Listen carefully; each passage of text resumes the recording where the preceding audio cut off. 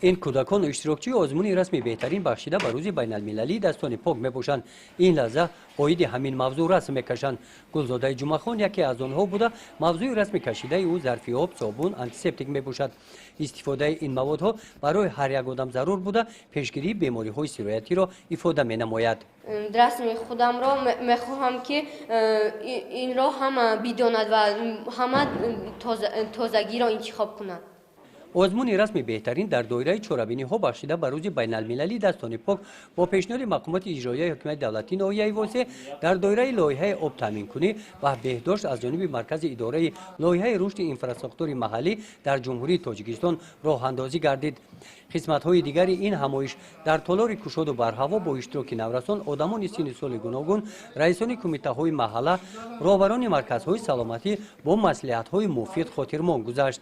نخست از جانب متخصصان قید کرده شد که از سال 2008 این جانب در جهان با مقصد پیشگیری بیماری های سرایتی 15 اکتبر همچون روز بین المللی دستان پاک در همه کشورهای جهان قید کرده می شوند.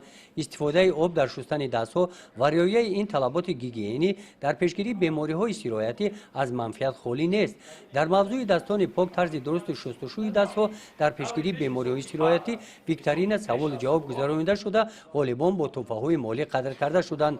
در این چهاربین عاید پیشگیری بیماری های سرایتی استفاده درست شستن دستها ویدیو رولینگ ها نمایش داده شده به اشتراکچیان و رقه های اطلاعاتی تقسیم کرده شد. مسئله شستن دست یکی از مسائل بسیار جدی روز است.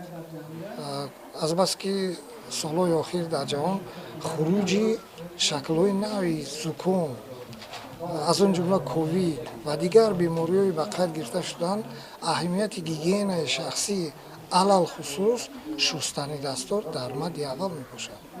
به همین خاطر ما کوشش کردیم که امروز با مردم در این واخوری با مردم یک معلومات زیادتر کافی‌تر دسترس نمود. در قسمت جنبسته چهاربینی غالبان آزمون رسمی بهترین هم با مکافات‌های مالی سرفراز گردانیده شدند. در دایره لایحه آب تامین کنی و بهداشت در ناحیه واسه در نظر است که همین گونه چهاربینی ها در دیگر جماعت‌های دهات گذرانیده شوند. گزارش خواجه نظری خدای نظر ظهورов از ناحیه واسه برای برنامه اطلاعاتی نوید.